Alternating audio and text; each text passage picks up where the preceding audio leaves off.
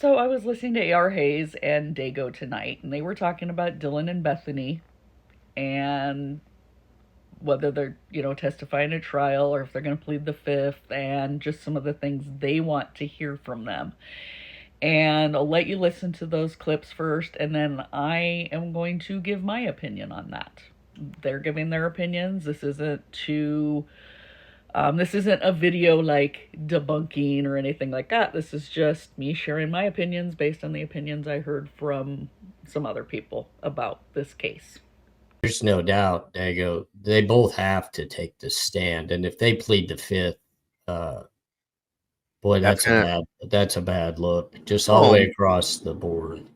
Yeah, and you know what? I'm glad you said that because I agree with you. Here's why. These were your friends, right or wrong.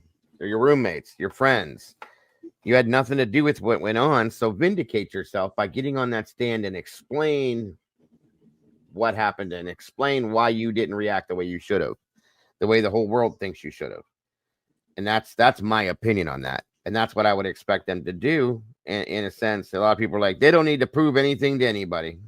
Okay, but I disagree. I think they do.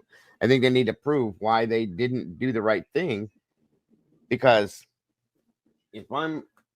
even at that age, I've talked about this, at 19 or 20 years old, as a dumb young kid that I was, partier and crazy person, the stupidest shit I've ever done. If I heard, because I know, and I think we all know what they heard now, based on just the fact that Bethany got on the phone and said something was going on in our house and we don't know what, they heard something. So all you have to do is pick up your phone. It takes 3 seconds and say, 911, there's something going on in my house. Can you please come now? I'm scared for myself and my roommates. How long did that take? Why didn't you do that? Okay, a few things to discuss on that part. First of all, I disagree. I don't think they're going to plead the fifth. They have no reason to plead the fifth. They did nothing wrong. Pleading the fifth is for when you've done something wrong and don't want to incriminate yourself. Also, they testified in front of the grand jury. So they are planning on testifying at trial, and will be on the prosecution's witness list. Now, as far as Dago saying that they need to get up there and explain why they didn't do what the world expected them to do. Well, I disagree on that as well. That's not what the trial is for. The trial is to determine whether Bryan Kohberger is innocent or guilty of killing 4 people. And why Dylan and Bethany not calling 911 until 8 hours later has nothing to do with his guilt or innocence. So if you want to question them till the cows come home, that's fine. But that's not what the trial is for. They are going to be witnesses for the timeline and also Dylan's description of the perpetrator. Now, if Anne wants to try to tear them to shreds on the stand, she's going to do that at her own peril, because I don't think a jury is going to take too kindly to her going after them too hard. And especially when their actions had nothing to do with the crime itself.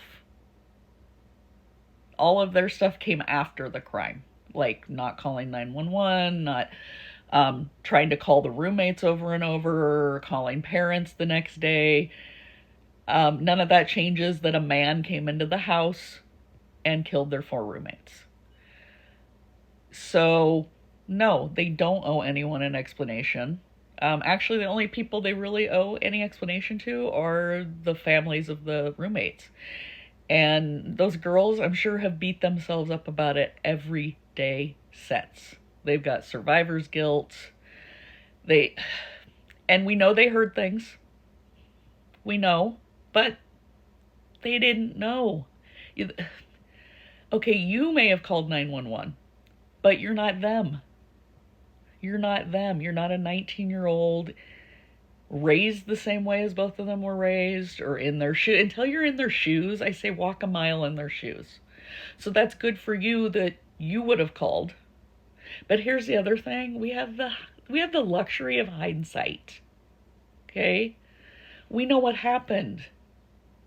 They didn't know in the moment what was truly happening.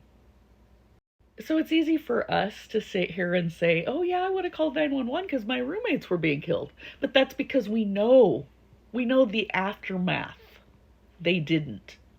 Okay? At that moment in time, they didn't know. And we don't know what they heard. Exactly. We don't, so that's how I feel on that part. Let's listen to the next clip.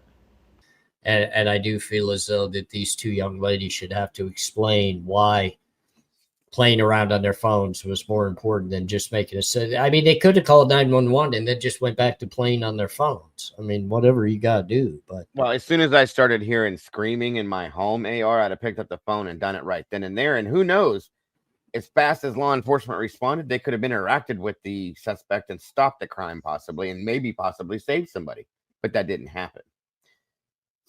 Okay, and I get it. You think that maybe somebody could have been saved.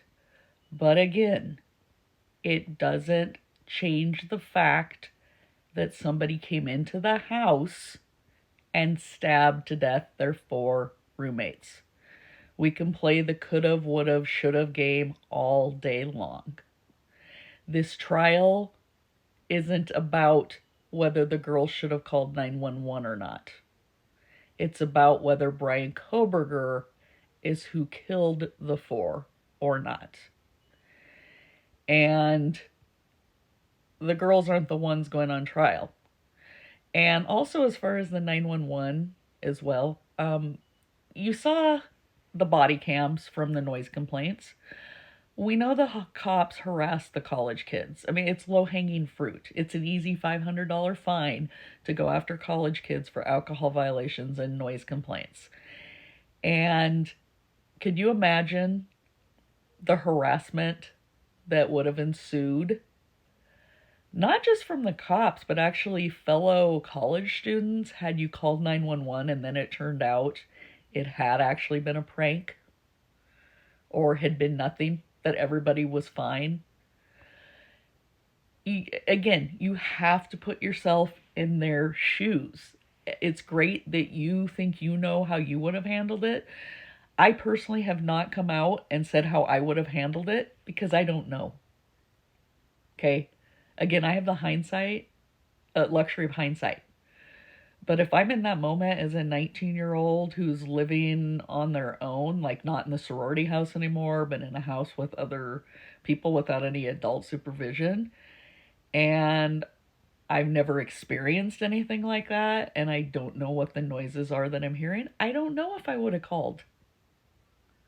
And we don't know if there was screams. What they're describing from the ring camera from the neighbor doesn't sound like there were screams. And crying, I can tell you from living in a sorority, crying from college girls was a daily thing. And you didn't go check on somebody every time they were crying. I mean, maybe some people did, but it's one of those things, especially her boyfriend was over, so you're not really going to go interrupt and go, hey, everything go.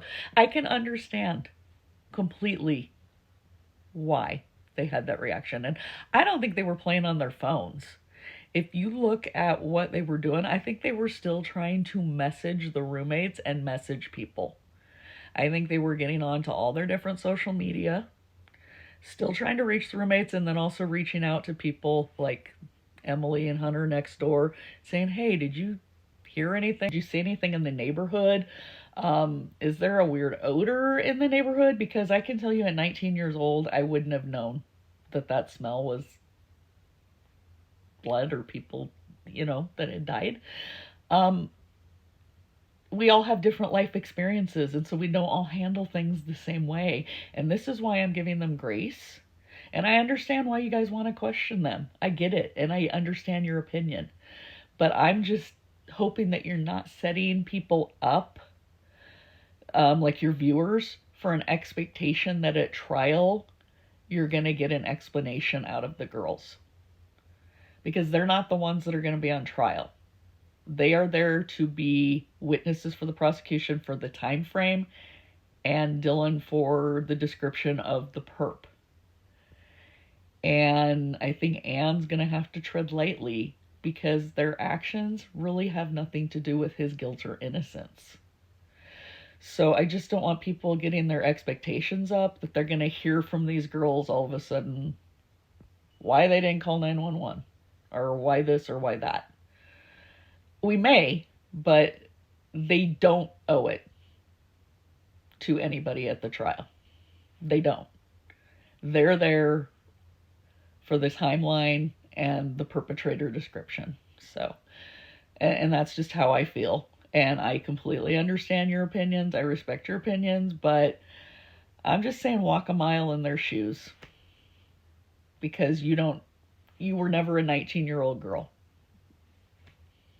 or in their exact same situation.